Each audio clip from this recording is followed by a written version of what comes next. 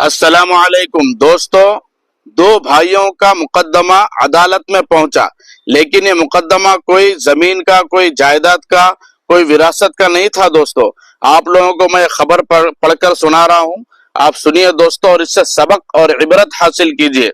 یہ جھگڑا اور وراثت کا نہیں ہے، بلکہ ماں سے محبت کا تھا۔ دو بھائی عدالت میں ماں کی خدمت کے لیے آمنے سامنے ہو گئے۔ سعودی عرب میں، دنیا میں عام طور پر جب دو بھائی عدالت تک پہنچتے ہیں تو لوگ فوراً سمجھ لیتے ہیں کہ جھگڑا وراثت یا زمین کا ہوگا، مگر سعودی عرب کا یہ سچا واقعہ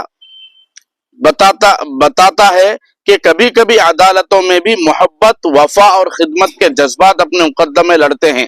ایک بوڑھا شخص حزام الغامدی اپنی کمزور ماں کی خدمت کا حق چھپٹنے نہیں بلکہ اسے برقرار رکھنے کے لیے عدالت میں کھڑا تھا۔ دوسری طرف اس کا چھوٹا بھائی بھی اسی جذبے کے ساتھ موجود تھا، مگر دونوں کی محبت ایک تھی، وہ اپنے ماں کو اپنے پاس رکھنا چاہتے تھے۔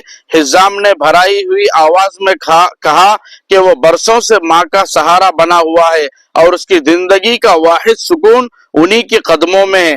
چھوٹا بھائی لرزتی آواز میں بولا کہ حزام خود اب بہت بوڑھا ہو چکا ہے اور وہ چاہتا ہے کہ ماں کی خدمت کا بوجھ وہ اپنے کندھوں پر اٹھائے تاکہ بھائی آرام کر سکے۔ اس لمحے عدالت میں خاموشی نہیں، محبت کی گونج تھی۔ فیصلہ کرنا مشکل تھا۔ جج نے ماں کو بلایا اور پوچھا کہ وہ کس کے ساتھ رہنا چاہتی ہے۔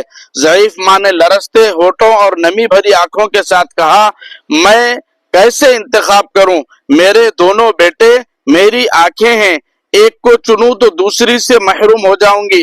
یہ جملہ سنتے ہی عدالت کا ماحول نم آنکھوں سے بھر گیا۔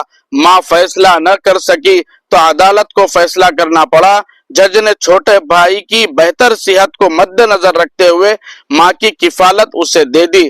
فیصلہ سنایا گیا تو حزام کے قدم ڈگمگا گئے اور وہ اس کی آنکھوں میں آنسو آ گئے اور زارو قطار اپنی ماں کے محبت میں رونے لگا۔ دوستو، یہ نیوز سچی ہے، یہ کوئی من گھڑت کہانی نہیں ہے۔